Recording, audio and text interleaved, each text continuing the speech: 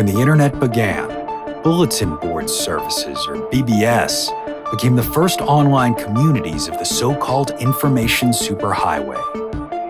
Using their phone lines, people logged in from all over America to talk about sports, games, movies, and on one BBS in particular, share their ghost stories.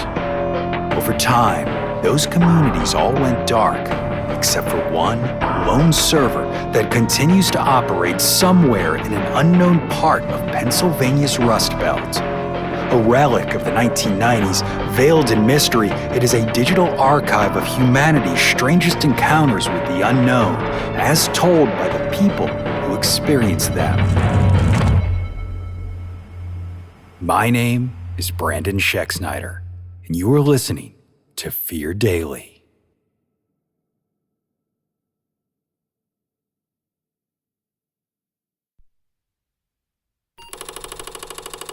Subject, Out West. User, DR1VR57. Posted, February 9th, 1999. I don't remember leaving the last town.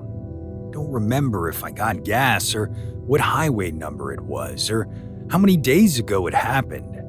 I just remember the clouds hanging low like bruises, the desert stretching out in all directions, and the sound of gravel ticking up into the wheel wells like bones in a dryer. I kept driving because there was nothing else to do. Nothing pulled me forward, nothing dragging me back, just nothing. After Mom died, I packed a bag, took the car, and told no one. No funeral, no eulogy. Just me and the echo of her last breath in a hospice room that smelled like Lysol and Jell-O.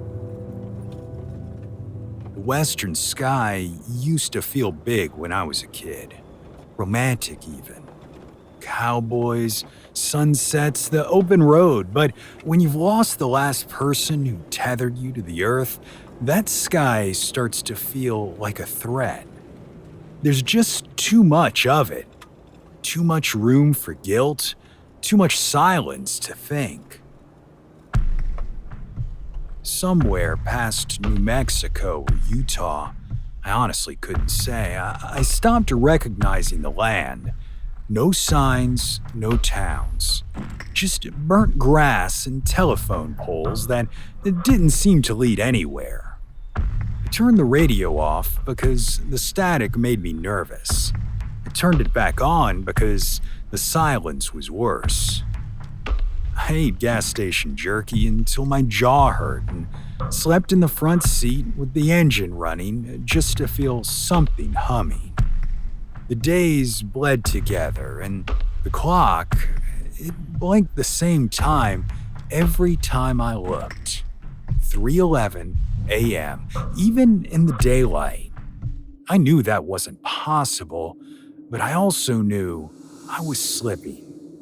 And that's when he started riding in the back seat. I didn't see him appear, never heard the door open. Just one morning, I glanced into the rear view and there he was. Clean-shaven, pale, eyes too dark, wearing a blue corduroy coat like some kind of history teacher who never got tenure. "You're not eating enough," he said. I didn't jump, I didn't scream. It was like I'd been waiting for him, like my brain had made room. I looked forward again and gripped the wheel tighter. "Don't do this," I said. "I'm not doing anything," he replied. "You are." He never gave me a name, but he wasn't Mom. And he sure as hell wasn't God, though he talked like someone who'd seen inside my ledger. Every few hours, if you could call him that, he'd say something that sounded like it had come from a counselor's handbook left out in the rain too long. "Tell me about the first time you lied to someone you loved. What did you want to say to her when she was dying? Why do you think you're always driving away from things?" I didn't answer at first, but the longer I drove, the more he wore me down. I started talking, and I said things I had not told anyone, things I barely let myself think. About how I used to dream of disappearing, about how I hated the sound of my father's voice even before he left, about the way Mom used to cry in the laundry room, stuffing towels in her mouth so I wouldn't hear. I wanted to help her, I said one night, but I didn't know how, and then I stopped trying. The man nodded. That's the thing about grief. It doesn't wait for you to figure it out. It keeps moving. Like me. No, he said. You're not moving. You're just running in place. I wanted to hate him. I really did, but he was the only thing out there. He didn't ask for gas money. He didn't need sleep. He just listened, and when he spoke, it felt like he wasn't trying to fix me. It just hold up a mirror. One time, I asked him if he was real. Real enough, he said. Real as anything else out here. The air grew colder the farther west I went, but the sun never seemed to rise. The desert had started to give way to mountains or cliffs or some kind of jagged earth I couldn't name. The road wasn't marked anymore. My hands had gone numb from the steering wheel, and I felt like I was driving the car from underwater. Then, one night, he leaned forward between the seats and whispered, "You know you can stop, right?"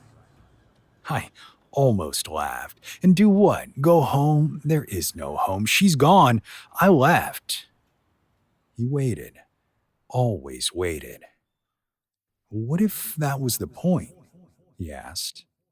I didn't answer, just drove. You keep looking for something out here, he said, but this road's a circle, and you're not going to find your answer in the next state line. You're going to find it in the stillness, in the stopping. Easy for you to say, I muttered.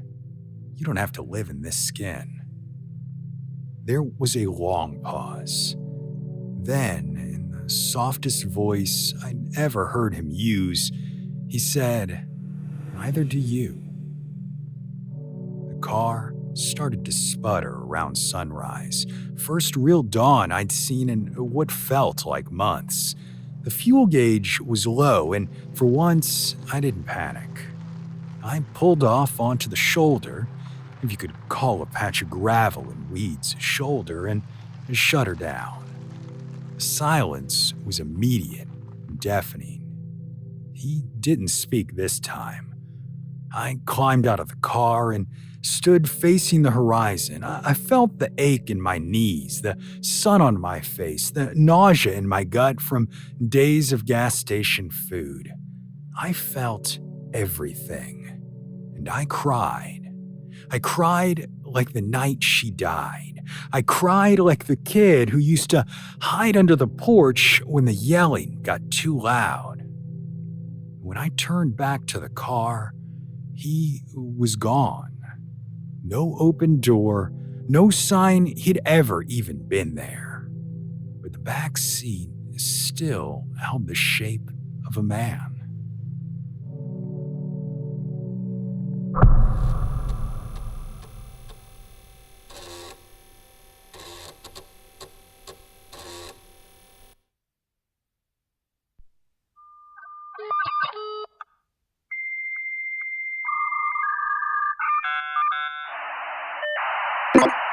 Subject, House of Wax.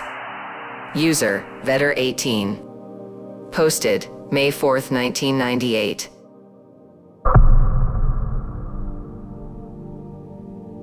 When people today talk about lost generations after World War II, they're usually referring to the 60s and hippies. As someone who lived through that era but was too old to get caught up in the movement, I have to admit that most of them were insufferable, spoiled sons of bitches, but they weren't wrong about everything. They were also not the first post-war generation to find themselves lost in a world that had stopped making sense. My last memory of the war was the cold. It was winter 1944, and I was part of the 45th Division's Heavy Weapons Company. When what came to be called the Battle of the Bulge began, we were southeast of the breakthrough point, but between Christmas and New Year's, we were ordered northwest to help close the line. It took a day and a night for us to get there, then we were ordered to establish a hilltop position inside the tree line. The shelling started not long after, blowing apart the forest below us, and it was tree shrapnel that finally took me down. There was a roar and an incredible sensation of heat and pressure, followed by what felt like a thunderous right hook to my face. The impact was such that I spun completely around before collapsing, face first into foot-deep snow. My jaw was numb, and I'd later find out that a spike of wood had blown through my open mouth, exiting through my cheek and taking several teeth with it.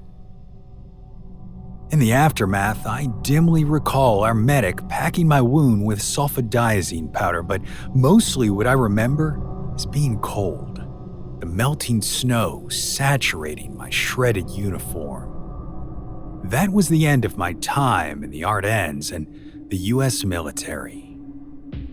Once I'd healed up and been sent home, I was at a loose end. The GI Bill meant that if I wanted to, I could go to college, buy a house, start a family, but I didn't want any of that. I felt completely separate from my fellow man, and the only thing I knew for sure was that I didn't ever want to be cold again. After drifting around Southern California for the better part of 15 years, I found myself working as a security guard at the Maritime Museum in San Francisco, looking after the building proper in Balclutha, their floating museum moored at Pier 43. My reliability meant that I was often asked to fill in at other sites around the wharf when people didn't show up for work. This was more common than you'd think. Many of them were drifters like me, and once they'd decided they no longer cared for the job, they'd just stop coming. Never let anyone tell you that laziness or lack of work ethic is a problem specific to the current generation of young people. The location I was most often asked to cover was the Wax Museum. While I could understand some men might find it unnerving to spend their evenings wandering among sculpted wax statues of the famous and well-to-do, I was endlessly amused by it. Of course, the quality of that sort of sculpture now is far superior to what they were capable of back then, but spending your evenings in the company of even a crudely sculpted Brigitte Bardot was better than staring at the walls of my rooming house. The museum closed late, and then until 7 a.m., I was on my own with my famous friends. After work, a number of us private security types met for breakfast at Bob's Coffee Shop and Steakhouse to swap often exaggerated stories of our nocturnal adventures. Burst pipes were the most common, followed by break-ins, but sometimes there'd be young lovers caught in flagrante delicto, and sometimes one of the assembled would talk about having seen specters. This wasn't a subject in which I had much interest. After my experiences in the war, it was difficult to imagine a benevolent God ruling above or an unassailable spirit that transcended our easily mangled bodies. Still, not wanting to be a spoilsport, when the subject came up, I would withhold my opinions and nod along with the other men. This proved to be an effective enough strategy until one night in December 1965. A new man had joined our circle, a Quebecois drifter named Oulet. Oulet had worked in the city off and on for several years and seemingly had stories from every single place he'd ever worked. I remembered thinking that of all the people who'd spun tall tales at that table, his might have been the most imaginative. Knowing what I do now, I have to wonder whether I read him wrong entirely. Over the course of the conversation, one of the boys, a tall, skinny Polak named Danny, mentioned the new Fairyland exhibit that had just gone in at the House of Wax. Brigitte Bardot and Liz Taylor's Cleopatra had been joined by storybook characters like Cinderella and the Big Bad Wolf. "How's it been working with Snow White?" he asked. I chuckled. "She's not a talker, so we get on fine." Goulet piped up from across the table. "How about the dead man, huh? He give you any trouble?" I thought he was kidding, but he just kept looking at me, like he was waiting for an answer. I shook my head. "Who's the dead man?" "You not meet the dead man yet. Tabernac. No point in telling you, chum. You have to see for yourself." Danny spoke up again. "Tell him, Claude." "And ruin the fun?" Brian, a heavy-set, gravel-voiced Irishman who'd come out to California after ending an undistinguished boxing career on the East Coast, spoke next. "Claude, don't be an asshole." Goulet held up his hands. "I cannot help it. I'm French." We all laughed. "So," I said, "is someone going to tell me about the dead man, or should I just guess?" Goulet sighed dramatically. "Asti Khalis, none of you know how to have fun. C'est un phantom, nah? A ghost. 20, 30 years ago, there was a shootout on the water. 3 men died, their bodies were brought up at Pier 43, and sometimes one of them likes to come back, say hi to guards on the night shift. You work at the museum long enough, you see him." I nodded and smiled, trying my best to appear in on the joke. Goulet saw through me. "You don't believe? Avoir un quoi de secours. You'll see. You can ask to put your finger in his bullet holes, comme Tommy's." That was the last anyone said about the subject, and we moved on. The Frenchman upped stakes in the spring of '66, and I didn't think about him again until the summer of '67. By then, Fairyland had come and gone at the Wax Museum, and I was brought on full-time to work the night shift, keeping company with Brigitte and Liz till sunrise. It was the night of Saturday, June 10th, 1967. I'll never forget the date because it was the same day my friend Lawrence was killed at the UC Berkeley Radiation Lab near Livermore. It had been a dry summer, and when one of their test explosions started a grass fire, Lawrence was one of the first employees out there trying to extinguish it. Amid all the smoke and chaos, he was hit by a car, and that was that. I didn't know this until days later, but I have at times wondered if there's some connection between his death and what I saw.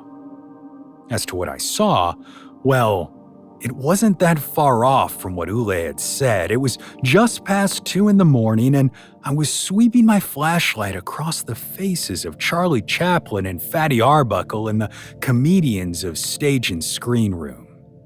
From the hallway outside, I heard what sounded like water dripping on the floor, the first horseman of a broken pipe crisis. I sighed heavily and left the funnymen to their evening, heading down the hallway toward the noise. Just before getting to the display of Liz Taylor and her 5 merry exes, I saw the first splashes of water on the ground, but no obvious sign as to where they'd come from. What's more, the drops led off further into the exhibits, almost like something was trailing water behind it. My assessment of the situation went from burst pipe to break-in, and I called out to the suspected intruder. "Whoever you are, there's nothing of cash value here. If you leave now, I won't have to involve the police." I waited. No response except for the continued drip, drip, drip. Closer now than ever before. Holding up my flashlight at face height, hoping to disorient the burglar when I found him, I inched ahead, rounding the corner to the Al Capone and Elliot Ness exhibit.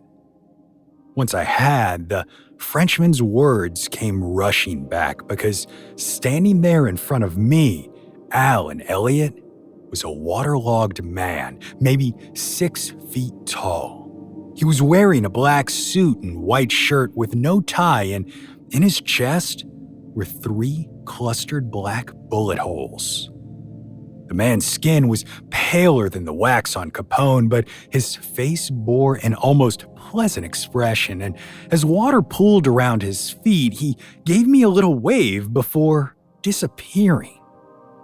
He looked as real as anybody, not flimsy or insubstantial, and when I say he disappeared, I mean one instant he was there, the next he was gone, leaving behind a puddle of water for me to mop up before sunrise.